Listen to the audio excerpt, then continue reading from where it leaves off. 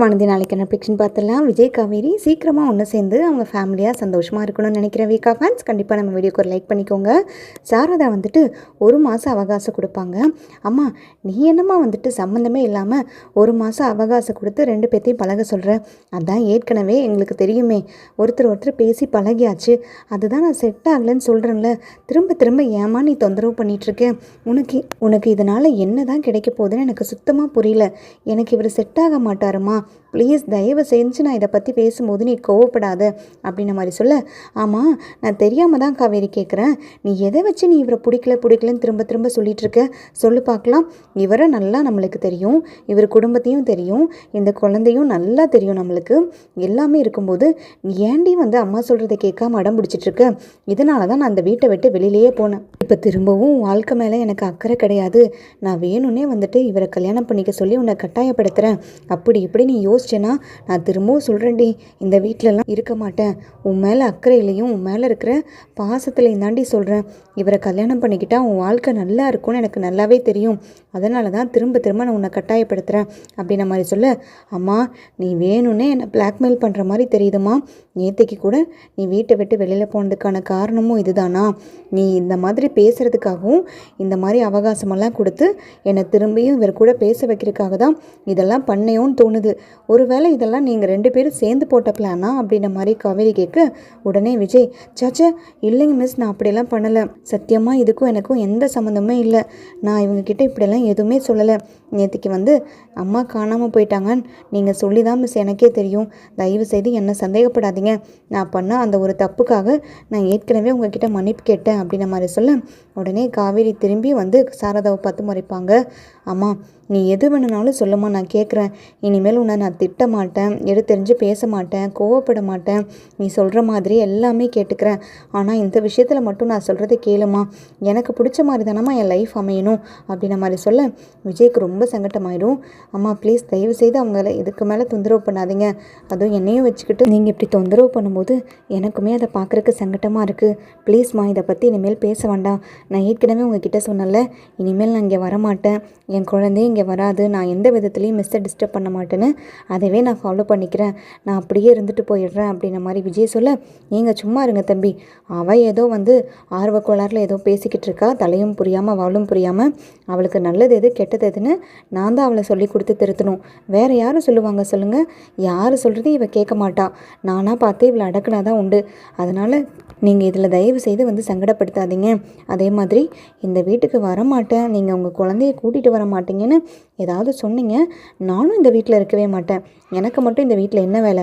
காவேரியே இங்கே தனியாக சந்தோஷமாக இருக்கட்டும், நம்ம எல்லாரும் தனித்தனியாக அவங்கவுங்க வீட்டில் எங்கேயோ போய் இருந்துக்கலாம். நானும் என் புருஷன் வீட்டுக்கே போடுறேன். கொடைக்கானல்லையே நானும் போய் தனியாக வாழ்ந்துக்கிறேன்.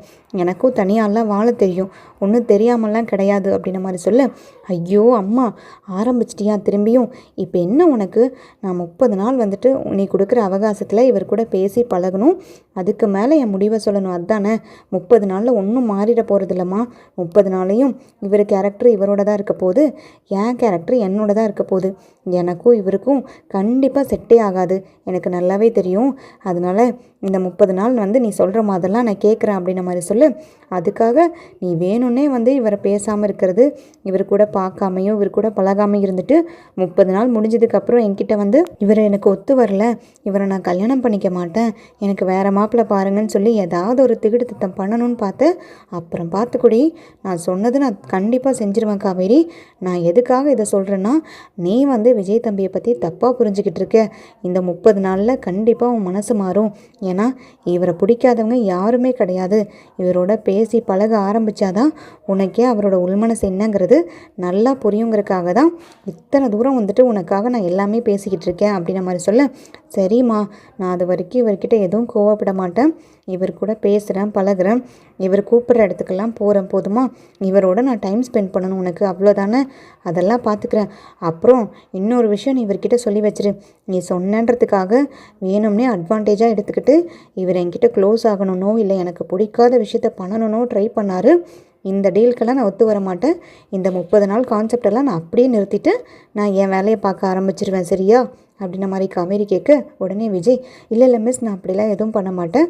உங்களுக்கு பிடிக்காத விஷயத்த கண்டிப்பாக நான் பண்ண மாட்டேன். எந்த விதமான அட்வான்டேஜும் எடுத்துக்க மாட்டேன்.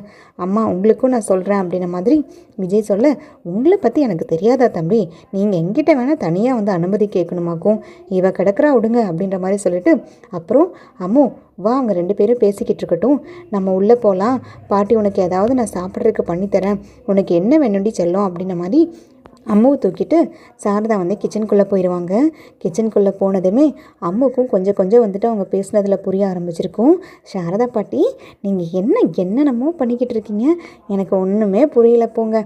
அம்மாக்கும் அப்பாவுக்கும் எதுக்கு 30 days டைம் கொடுத்துருக்கீங்க அப்படின்ன மாதிரி சொல்ல, உடனே சாரதா கேட்பாங்க, என்னது அம்மா அப்பாவா, என்ன சொல்கிற அப்படின்ன மாதிரி சாரதா கேட்க, நீங்கள் தானே பாட்டி அன்றைக்கி சொன்னீங்க மிஸ் வந்து அப்பாவை கல்யாணம் பண்ணால் எனக்கு கம்ப்ளீட்டாக அவங்க எப்போவுமே அம்மாவாக இருப்பாங்கன்னு. நீங்கள் சொன்னீங்கல்ல, அந்த நாள்லேருந்து மிஸ்ஸை நான் அம்மாவாகவே நினைக்க ஆரம்பிச்சிட்டேன். அதுவும் போக என் அப்பா என்கிட்ட ஃபோட்டோ காமிச்சாருன்னு சொன்னல, அதில் கூட காவேரி மிஸ் மாதிரியே தான் என் அம்மாவும் இருக்காங்க. அதனால எனக்கு மைண்ட் செட் வந்து ஈஸியாக செட் ஆகிடுச்சு. காவேரி மிஸ் தான் எனக்கு அம்மான்னு. அதனால தான் உங்ககிட்ட மட்டும் நான் அப்பா அம்மான்னு சொல்கிறேன். நீங்கள் மிஸ்கிட்ட சொல்லிடாதீங்க, அவங்க கோவப்படுவாங்க அப்படின்ன மாதிரி சொல்ல, சரிடி தங்கம், நீ நினச்ச மாதிரி எல்லாமே நடந்தால் உனக்கும் சந்தோஷம், அதே மாதிரி எங்களுக்கும் சந்தோஷம்தான். நீயும் எவ்வளோ நாள் வந்துட்டு தவிப்ப அம்மாக்காக, அம்மா பாசத்துக்காக அப்படின்ன மாதிரி சாரதா வருத்தப்பட, உடனே அம்மா சொல்லுவாங்க, ஆமாம் பாட்டி, இந்த வீக் கூட ஸ்கூலில் வந்து மதர்ஸ் டே ஃபங்க்ஷனுக்கு எல்லா குழந்தைங்களும் அவங்க அம்மாவோட சேர்ந்து ஏதோ பார்ட்டிசிபேட் பண்ணி டாஸ்கெல்லாம் பண்ணுறாங்க. ஆனால் நான் தான் எனக்கு யாருமே இல்லைன்னு சொல்லிட்டு பேரே கொடுக்கல அப்படின்ன மாதிரி சொல்ல, எனது பேர் கொடுக்கலையா, அதை பார்த்துட்டு இந்த காவேரி சும்மா நின்றுட்டு இருந்தாளா அப்படின்ன மாதிரி கேட்க, ஆமாம் மிஸ் என்ன பண்ணுவாங்க பாட்டி, எல்லா ஸ்டூடெண்ட்ஸும் பேர் கொடுக்கும்போது இவங்க எனக்காக சப்போர்ட் பண்ண முடியாதுல்ல, ஸ்கூலில் எல்லாத்தையுமே ஈக்குவலாக ட்ரீட் பண்ணணும்னு சொல்லி ஏற்கனவே மிஸ்ஸுக்கு இன்ஸ்ட்ரக்ஷன் கொடுத்துருக்காங்கல்ல, அதனால தான் சாரதா பாட்டி அப்படின்ன மாதிரி சொல்ல, உடனே அம்மாவை கூட்டிகிட்டு, காவேரி, என்ன ஏதோ வந்து மதர்ஸ் டே ஃபங்க்ஷன் வைக்கிறாங்களாமா, அதுக்கு குழந்தைங்கள்லாம் கலந்துக்கிட்டு ஏதோ டான்ஸு பாட்டெல்லாம் பாடுறாங்களாமா, நீயும் நம்ம அம்மாவோட சேர்ந்து ஏதாவது பண்ண வேண்டியதானே அப்படின்ன மாதிரி சாரதா சொல்ல, சரிம்மா நானும் பண்ணலான் தான் இருக்கேன். நான் அம்முக்கு வந்து சர்ப்ரைஸாக இதை சொல்லலாம்னு நினச்சிட்டு இருந்தேன், அதுக்குள்ளே நீயே சொல்லிட்ட பாரு அப்படின்ன மாதிரி காவேரி சொல்ல, உடனே விஜய்க்கு ரொம்ப சந்தோஷமாக இருக்கும். உடனே வந்துட்டு அம்முக்கும் ரொம்ப சந்தோஷமாயிரும். தேங்க்யூ மிஸ், நான் இதை உங்கள் இருந்து எக்ஸ்பெக்ட் பண்ணவே இல்லை. நீங்கள் கண்டிப்பாக இதுக்கு ஒத்துக்க மாட்டீங்க. நேற்றுக்கு கூட அப்பா கிட்ட கோவமாக பேசுனதுனால நீங்கள் இதுக்கு அக்செப்ட் பண்ண மாட்டீங்கன்னு நினச்சேன். தேங்க்யூ ஸோ மச் மிஸ் அப்படின்ன மாதிரி அம்மு பாப்பா ரொம்ப சந்தோஷமாக பேச, உடனே காவேரி சொல்லுவாங்க, அதுக்காக நீ எந்த டாஸ்க்கும் பண்ணாமல் இருக்கக்கூடாது அம்மு.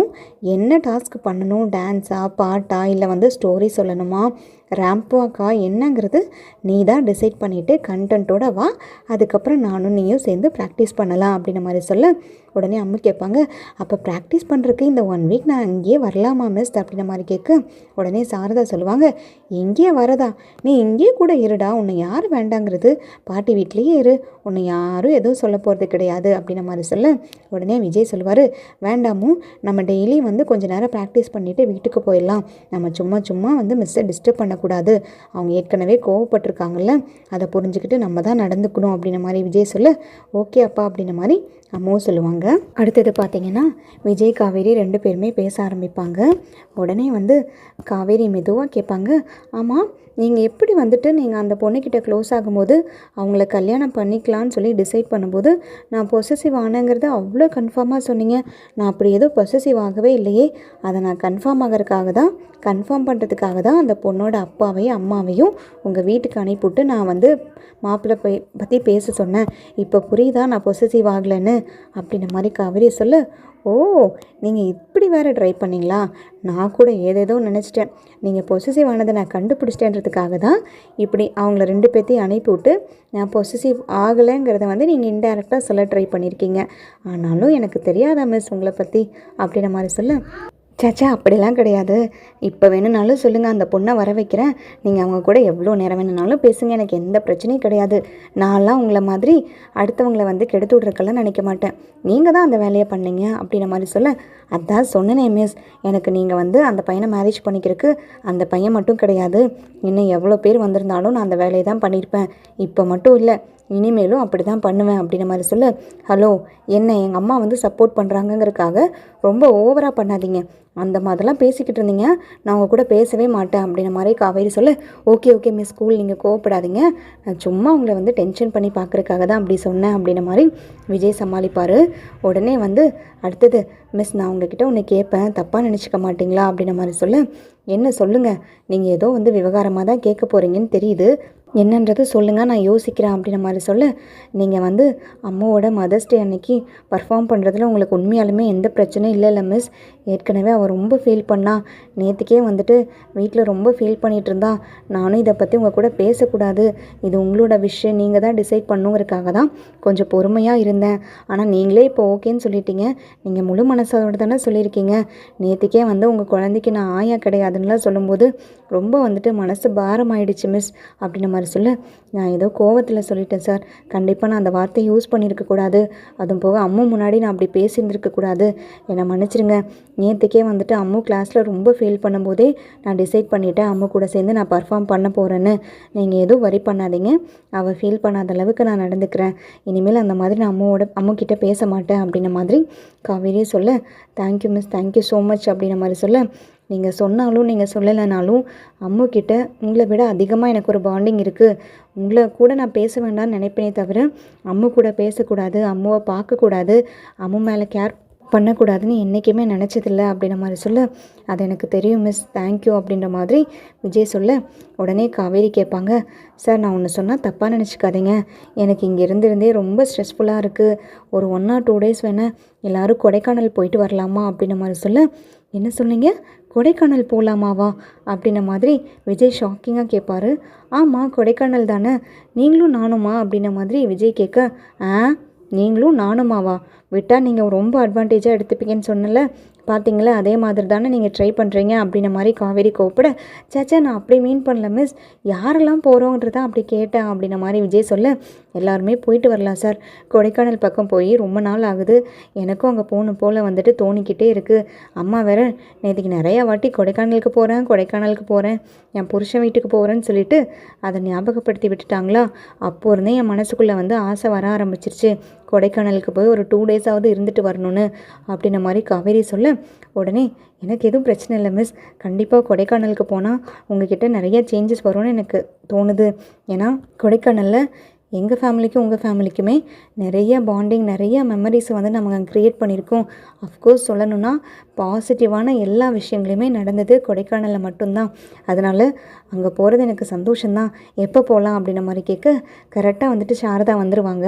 சாரதா வந்தோன்னே, என்ன தம்பி எங்கே போகலான்னு பேசிக்கிட்டு இருக்கீங்க, எங்கே போகிறீங்க அப்படின்ற மாதிரி கேட்க, இல்லைங்கம்மா காவேரி தான் கொடைக்கானலுக்கு போகலான்னு சொல்லி கேட்டுட்ருக்காங்க, கண்டிப்பாக கொடைக்கானலுக்கு போனால் அங்கே நல்லா சந்தோஷமாக இருந்துட்டு வரலாம் தான் எனக்கும் தோணுது, அங்கே நம்மளுக்கு ஏற்கனவே நிறையா ஞாபகங்கள் இருக்குது இல்லையா அப்படின்ற மாதிரி விஜய் சொல்ல, உடனே சாரதா, கண்டிப்பாக தம்பி நீங்கள் 2 பேரும் போயிட்டு வாங்க, நீங்கள் 2 பேரும் அங்கே கொடைக்கானலுக்கு போயிட்டு ஒரு 2 நாள் இருந்துட்டு வந்தீங்க எல்லாமே சரியாயிடும், 30 நாளெல்லாம் தேவைப்படாது அப்படின்ற மாதிரி சாரதா சொல்ல, அம்மா என்னம்மா பேசிக்கிட்டு இருக்க, இவரோட நான் தனியாக 2 நாள் போய் இருந்துட்டு வர சொல்கிறேன், நான் எல்லாரும் போகலான்னு பேசிக்கிட்டு இருக்கேம்மா, இங்கே பார்த்தியா நீ திரும்பியும் பழைய மாதிரி ஆரம்பிச்சிட்ட அப்படின்ற மாதிரி காவேரி சொல்ல, இதில் நடி இருக்குது, 2 நாள் போய் தம்பி கூட இருந்துட்டு வா, குழந்தைய கூட்டிகிட்டு தானே போகிறீங்க, 3 பேரும் போய் ரிலாக்ஸாக வந்துட்டு ஒரு 2 நாளைக்கு இருந்துட்டு வந்தீங்கன்னா உங்களுக்கும் ரெஸ்ட் எடுத்த மாதிரி இருக்கும், உனக்கும் கொஞ்சம் வந்து பழைய ஞாபகங்கள்லாம் வந்த மாதிரி இருக்கும் காவேரி, நீயும் அவர் மேலே இருக்கிற கோவத்தெல்லாம் விட்டுருவ, அங்கே ஏற்கனவே நம்ம நிறைய இடத்துக்கு போக வேண்டியது இருக்குது, விஜய் தம்பி நீங்கள் அந்த எல்லா இடத்துக்கும் நீங்கள் காவேரியை கூட்டிகிட்டு போனீங்க, அப்போ அவளுக்கு எல்லாமே புரிய வரும் அப்படின்ன மாதிரி சாரதா சொல்ல, எனக்கு ஓகே தான்ம்மா அப்படின்ன மாதிரி விஜய் சொல்லுவார். உடனே காவேரி கொஞ்ச நேரம் யோசிச்சுட்டு, நீயும் வரலாம்லம்மா, நீயாம்மா வரமாட்டேங்கிற அப்படின்ன மாதிரி காவேரி கேட்க, நான் வந்துட்டு என்னடி பண்ணுறது, அங்கே போனேன்னா அங்கேயே இருந்துடலான்னு தோணும், அதுக்கப்புறம் திரும்பி நீ மட்டும்தான் இந்த ஊருக்கு வரணும் பரவாயில்லையா அப்படின்ன மாதிரி சாரதா கேட்க, திரும்பி நீ உன் பிளாக்மெயில் ஆரம்பிச்சிட்டியா, சரிம்மா கொடைக்கானலுக்கு நானும் இவரும் அம்மும் 3 பேர் மட்டும் போயிட்டு வரோம் அப்படின்ன மாதிரி சொல்ல, விஜய்க்கு ரொம்ப சந்தோஷமாக இருக்கும், இதெல்லாம் கனவா நனவானே தெரியலையே, அத்தை புண்ணியத்தில் எல்லாமே நல்லபடியாக ஒர்க் அவுட் ஆகி வந்துட்டுருக்கு, காவேரியை கொடைக்கானலுக்கு கூட்டிகிட்டு போனேன், கண்டிப்பாக அங்கே நிறைய மெமரிஸ் வந்து அவளுக்கு ரீகால் பண்ணுறதுக்கு வசதியாக இருக்கும், அஃப்கோர்ஸ் கல்யாணம் ஆன புதுசில் நாங்கள் அங்கே போனதுக்கப்புறம் தானே எனக்கும் அவளுக்கும் பாண்டிங்கே ஸ்டார்ட் ஆச்சு அப்படின்ன மாதிரி விஜய் மனசுக்குள்ளேயே யோசிச்சுட்டு பயங்கரமாக சிரிச்சுக்கிட்டு இருப்பார். அதுக்கப்புறம் சாரதா அவங்க தனியாக கூப்பிட்டு, அத்தை தேங்க்யூ ஸோ மச் த, உங்களால தான் இது எல்லாமே நடந்திருக்கு. நீங்கள் போட்ட பிளானில் தான் எல்லாமே ஒர்க் அவுட் ஆகி வந்துட்டுருக்கு. கண்டிப்பாக காவேரி நான் கொடைக்கானல் கழிச்சிட்டு போனேன்னா அவகிட்ட நிறையா மாற்றம் வரும்னு எனக்கும் நம்பிக்கை இருக்குது அப்படின்ற மாதிரி சொல்ல, அதுக்கு தான் தம்பி நானுமே வந்துட்டு இவ்வளோ தூரம் கஷ்டப்பட்டேன். நேற்றுக்கு வந்து நீங்கள் இனிமேல் காவேரியை பார்க்க மாட்டேன் பேச மாட்டேன்னு சொல்லிட்டு போனதுக்கப்புறமே நான் அந்த வீட்டை விட்டு வெளியில் போனாதான் இதுக்கெல்லாம் ஒத்துக்குவா. இவளை சம்மதித்து ஒத்துக்க வைக்கணும், உங்ககிட்ட பழைய மாதிரி பேச வைக்கணும்னா நம்ம பெருசாக இந்த பிரச்சனையை பண்ணணுன்றதுக்காக தான் நான் வீட்டை விட்டு போகிற மாதிரியே வந்து நடித்தேன் தம்பி. மற்றபடிக்க காவேரி பேசுகிறதுல எனக்கு என்ன ரோசம் வரப்போகுது, எனக்கு என்ன கோபம் வந்துட போகுது சொல்லுங்கள். நீங்கள் 2 பேரும் சேர்ந்து சந்தோஷமாக வாழ்கிறத பார்க்குறதுக்காக தான் நான் இங்கே தவிச்சிக்கிட்டு இருக்கேன் தம்பி அப்படின்ற மாதிரி சாரதா சொல்ல, கண்டிப்பாக நீங்கள் நினைக்கிறது கூடிய சீக்கிரத்தில் நடக்கும் அத்தை, கண்டிப்பாக நடக்கும் அப்படின்ற மாதிரி விஜயும் சொல்லுவார்.